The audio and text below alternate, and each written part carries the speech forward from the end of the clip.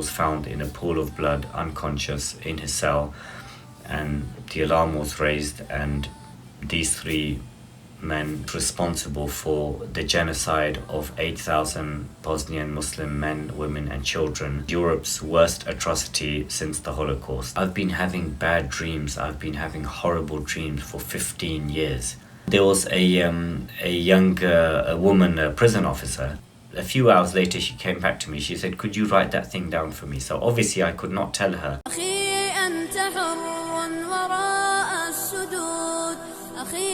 أنت حر بتلك القيود إذا كنت بالله مستعصما فماذا يضيرك كيد العبيد فماذا يضيرك كيد العبيد. Bismillah ar-Rahman ar-Rahim. At the end of 2010, I was transferred to Manchester Prison along with 6 other Muslim detainees. Some refurbishment work was going on at the detainee unit in Long Lartin Prison, so they moved myself and 6 other detainees to Manchester Prison for 3 months so the work could take place. While we were in Manchester Prison, we were isolated from all other prisoners and kept in a corner of the segregation unit. We would be allowed out for exercise in the small segregation exercise yard for 1 hour a day, and there sometimes we would talk to some of the other prisoners who were in the segregation unit. One of these prisoners was a Nigerian Muslim brother by the name of Abdul Qayyum. Abdul Qayyum was already serving a life sentence for murder in his previous life, and this time he was on trial for another incident that took place in May of 2010. What happened is that 3 Muslim prisoners in Wakefield Prison on 7th of May 2010, they entered the cell of Bosnian Serb General Radislav Kristic. It is alleged they tried to kill him and they were not successful, and he was found in a pool of blood, unconscious, in his cell, and the alarm was raised, and these 3 men, Abdul Qayyum, an Albanian Muslim prisoner and a Jamaican Muslim prisoner, these 3 were found and they were put on trial for this attack. The Bosnian Serb general was a man by the name of General Radislav Kristic.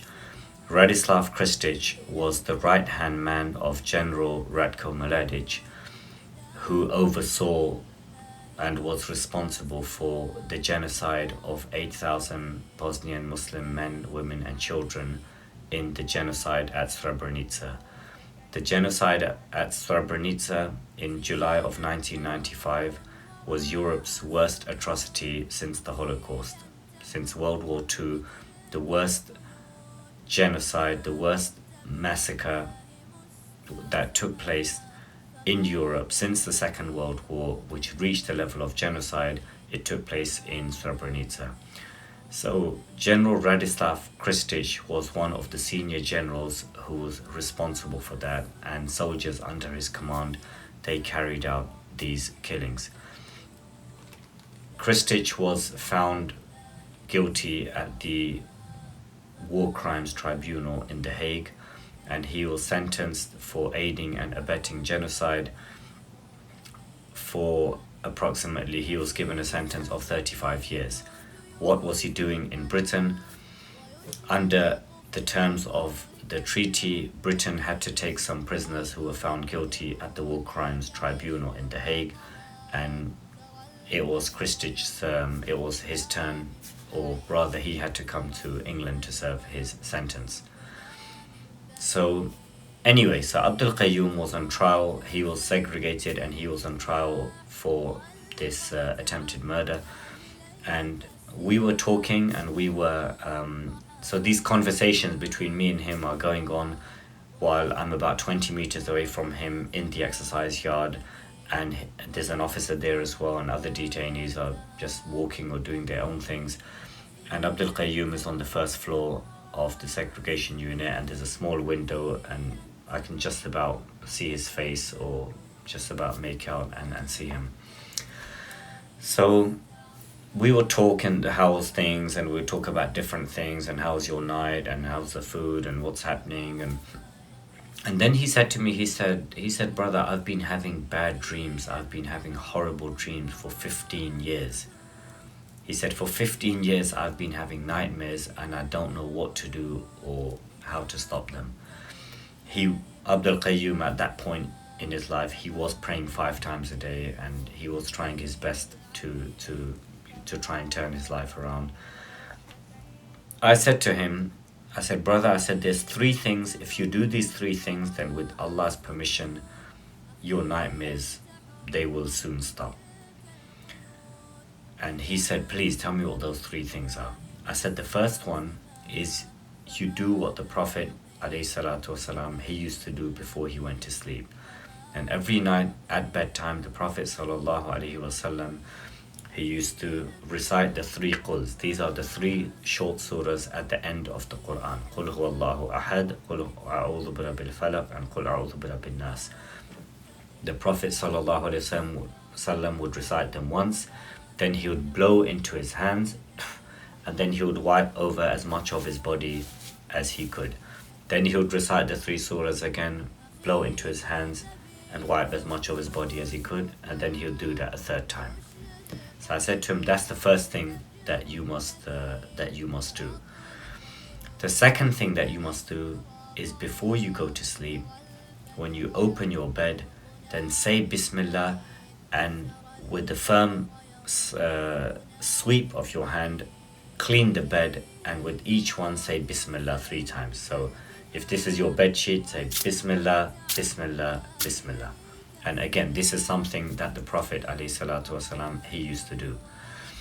And the 3rd thing is recite Ayatul Kursi, because according to hadith, the one who recites Ayatul Kursi at the time of sleep, Allah appoints a guardian angel over him to watch over him until the morning.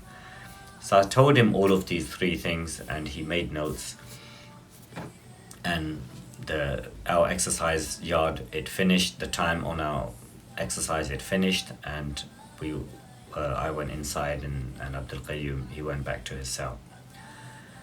The next morning, or the next day, I was out on the exercise yard, and Abdul Qayyum, he called me.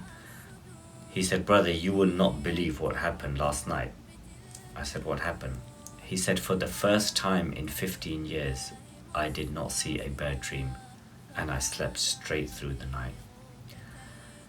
And that was pretty incredible. I mean, I knew that it would work, and I knew that it would I didn't expect it to work straight away. I thought it might happen, it may take a few days, but it happened straight away, overnight.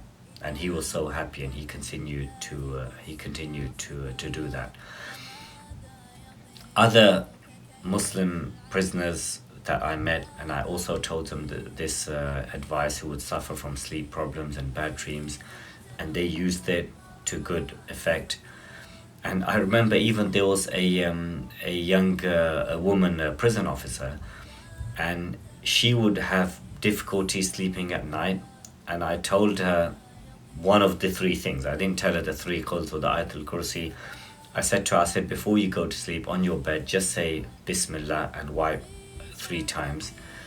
And I just mentioned it to her, and a few hours later she came back to me. She said, could you write that thing down for me? So obviously I couldn't tell her the 3 quls and the Ayatul Kursi. I just wrote for her the word Bismillah, and I said, before you go to sleep, open your bed, and 3 times just say Bismillah, Bismillah, Bismillah, and your sleep will improve. And she came back to me the next day, and she said, that thing that you wrote for me, it actually worked. She said, I don't know what you wrote on there, what it means. I said, it just means in the name of God.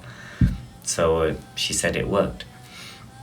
So this was just a small story that I wanted to share about prison, and about the power of the Quran in prison.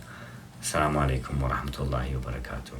أخي أنت حر وراء السدود أخي أنت حر بتلك القيود، إذا كنت بالله مستعصما فماذا يضيرك كيد العبيد، فماذا يضيرك كيد العبيد. أخي أنت حر